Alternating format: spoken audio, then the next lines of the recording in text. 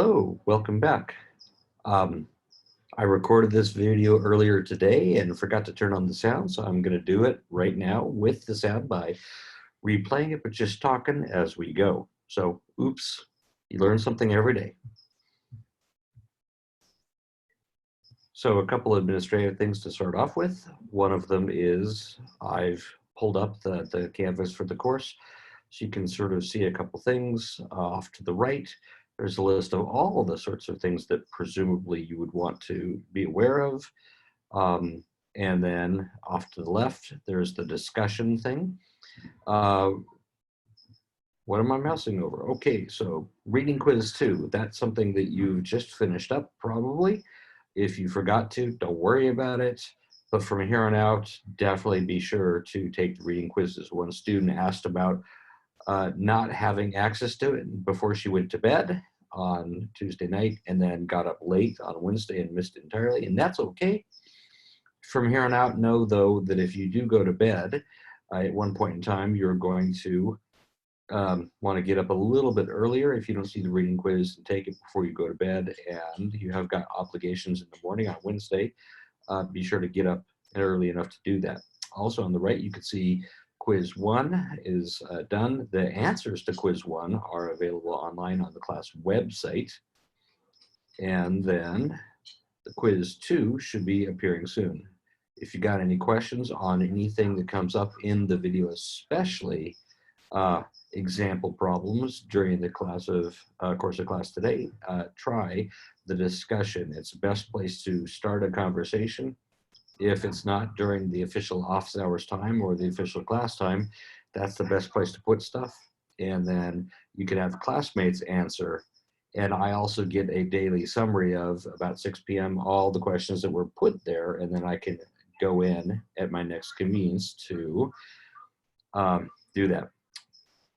For example, not for example, but just you can notice in week 2 where it says week 2, it's week 1 quiz. That's the answers to the first quiz. And a student indicated to me that she was unable to see the answers that she had selected. So I'm going to investigate how I could display those to you as well. Over off to the left in the class website, you can see where it shows the normal table. Let me sort of go back a little bit. You can see the normal table, how you click your way into it. In the class website, over right here, where it says normal table, you click on that. And that's going to be helpful for class today. There's a normal table in the back of your book. And there's also this one here that you could print out. The one in the back of your book has 2 halves, a left half, which I'm showing you here, and a right half as well.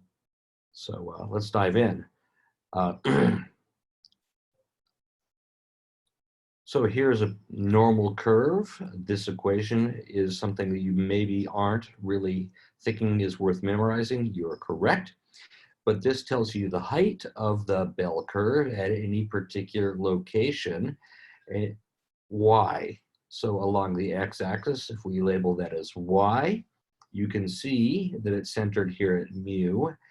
Y minus mu, as that value increases, the squaring of it, but it's negative in the exponent of e, that's going to cause the values to decrease. That bell curve goes down as y gets further away from mu. Similarly, sigma in the denominator of that exponent means that further distances scaled by sigma matter. Here's an example of a normal curve with mean 0, standard deviation 1. You can see, like with the empirical rule, within 1 standard deviation of mean, so if the mean is 0 and the standard deviation is 1, about 2/3 of the area is between 1 and -1. If you go up and down 2 standard deviations between negative and positive 2, that's the bulk of, or about 95% of the area of that normal curve. And again, within 3 standard deviations, nearly all of the values in a histogram or a distribution will occur. If you have a normal curve like IQs with mean 100 and standard deviation 16, You can see here that up and down 2 standard deviations would be a range of twice 16 or 32 units up and down from the average 100. 68 to 132 is again 2 standard deviations below and above that central value of 100. If you go up and down 3 standard deviations, that's up and down 48 points from the average of 100. Nearly everyone has an IQ in the range 52 to 148.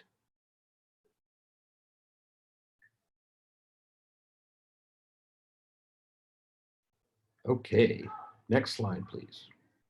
We'll see when it happens.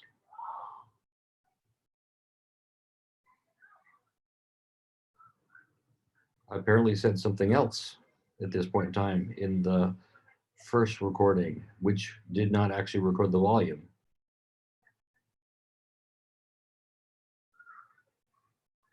Oh my. Pausing and waiting. Well, let me see if I got a joke for you. In what way is food similar to dark humor?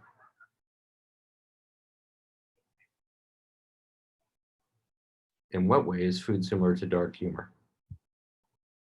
Not everyone gets it.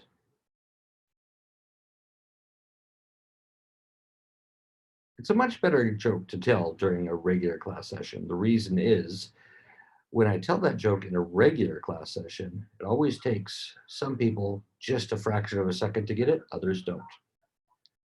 When you draw a normal curve, because every problem with a normal curve, I say draw the normal curve, draw it in. I've tried to approximately draw in a bell curve here centered at 100.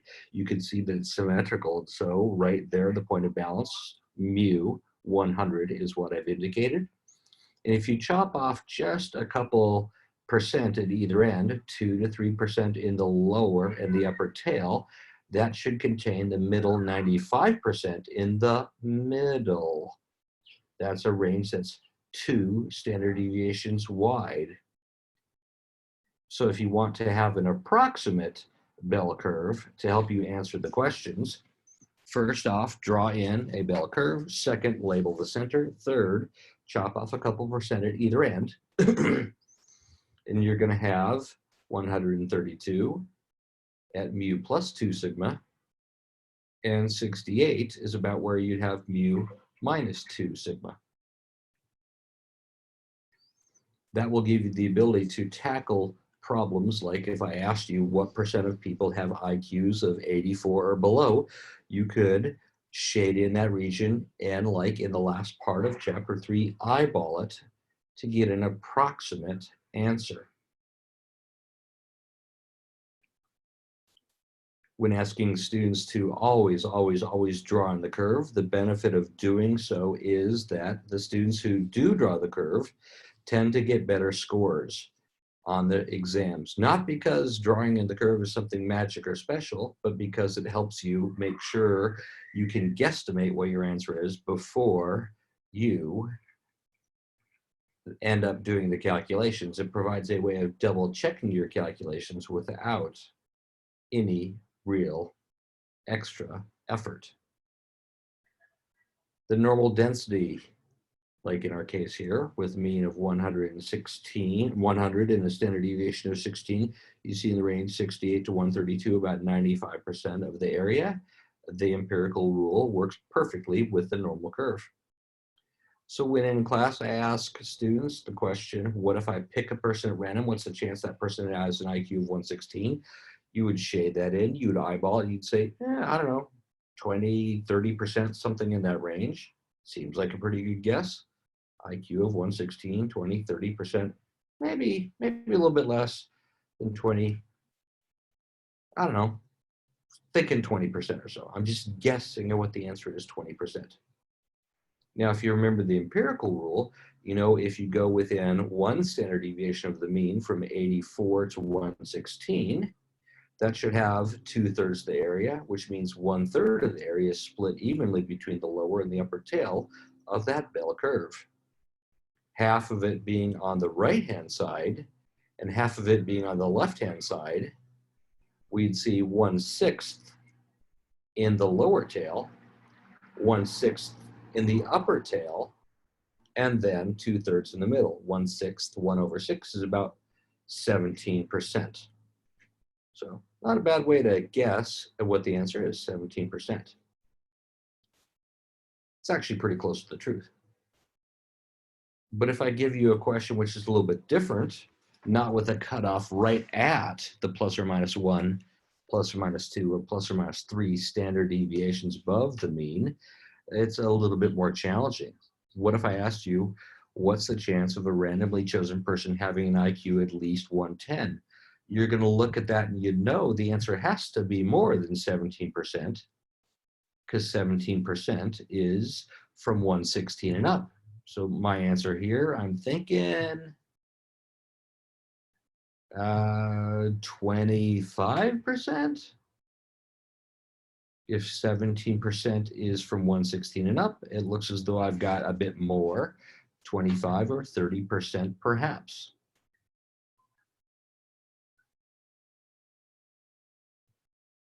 Let's see if we can get that answer exactly.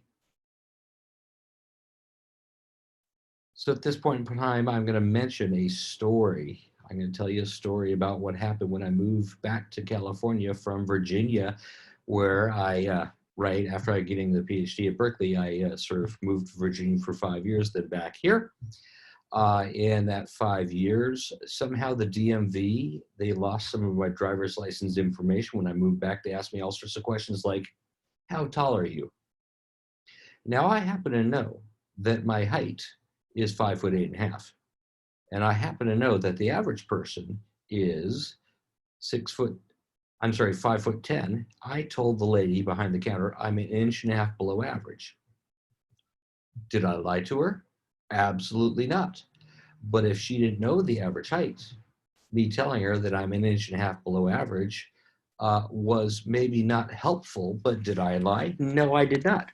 It's almost as though I just recentered my ruler.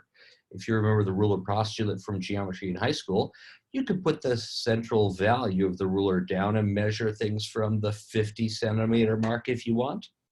I'm saying relative to my center being at the average height, I'm 1.5 inches below average. When she said, no, tell me your real height, instead of jumping immediately into my height in inches, I happen to know that the average height of people in the state of California who are male is 70 inches tall. I'm 5'8.5", 1.5 inches below average, but I also happen to know the standard deviation of heights is 2.5 inches. So I am 2.5, so negative 1.5 inches divide through by 2.5 inches. Oh, I'm 0.6 standard deviations below the average height. I tell her I am I am 0.6 standard deviations below the average height. She sent me to the other line. But to be honest, did I lie to her? No. I just re-expressed my height in terms of units that are more convenient for some contexts. To work with the normal curve with things like weights or heights or IQs, you might want to convert into the number of standard deviations above average that an individual data point is. If you were to do that, I call that putting your data on a Z scale or a standardized scale. That's what we're going to do on the next slide. Define that standardized scale or the Z-score to go with any particular value. Like in our case here, 110, I want to express that in terms of the number of standard deviations above average. 110, yeah, minus 100, that's the average height, okay? That difference in heights, yes. Divide through by the standard deviation 16, the IQ 110 person is 0.625 standard deviations above average. That Z-score, the number of standard deviations above average that a value is, allows us to find the area under the standard normal curve that matches our particular problem value. In the next slide, I'll show you two Z curves. One is the IQ of 110 and higher, and the other is a Z score of 0.625 and higher. And we'll see then what we have as our results.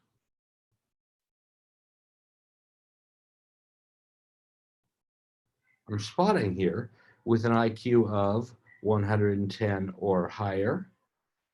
It corresponds to a Z-value of 0.625 or higher, so those blue shaded regions must be identical. To tackle the problem, what's the chance that the randomly chosen IQ is 110 or higher? All I need to do is to find the chance that the standardized score is 0.625 or higher. How would I pull that off? With a normal curve, the standard normal curve, we can do that by looking up a Z-value of 0.625.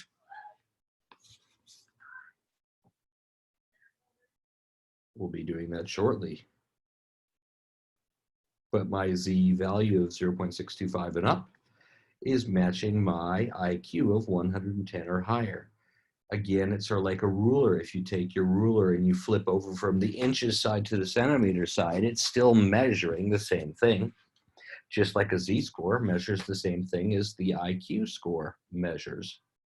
But we're just using different units. So with my Z table here, you can see for any particular Z, you're told the lower tail shaded area. So for any Z, you get the lower tail shaded area. My Z value is 0.625.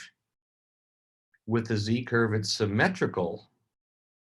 And I happen to only have the negative Z scores here shown on my half Z table.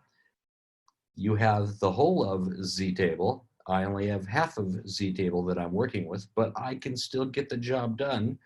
The reason is the Z curve is symmetrical. The area from Z and up is the same thing as the area of negative Z, the negative of my Z value, and down. So my upper tail area for a Z of 0.625 should be the same as the area from a negative 0.625 and down under the standard normal curve. So all I got to do is look up a negative 0.625 under my Z table. Now the Z table here has off to the left one digit on either side of the decimal mark. I'm looking for 0.6 here off to the left. If you have a copy of the Z table either on the web open in front of you or in the back of your textbook, you should have a Z table. If you don't have either open right now, pause until you get the back of the book and can follow along in your textbook here. So I'm finding a negative 0.6. It's down off to the left, the digits on either side of the decimal mark. And I'm going to say somewhere right below that line corresponds to the negative 0.6. And I got negative 0.625. I'm going to round that to negative 0.63. Again, you round up 0.63. 0.63. You're going to find 23.27%.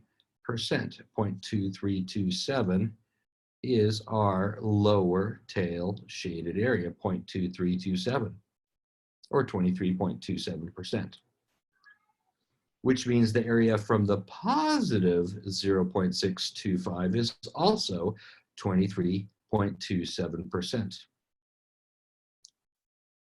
That's the answer that we're going to have for our problem. And again, I'm going to have to sort of erase this here before we can slip back, because otherwise me using my iPad to write on the whiteboard, so to speak, covers up things in a way which allows me to have green and red all over the screen, which I don't want. So erasing it and moving back into the PowerPoint show. So I got the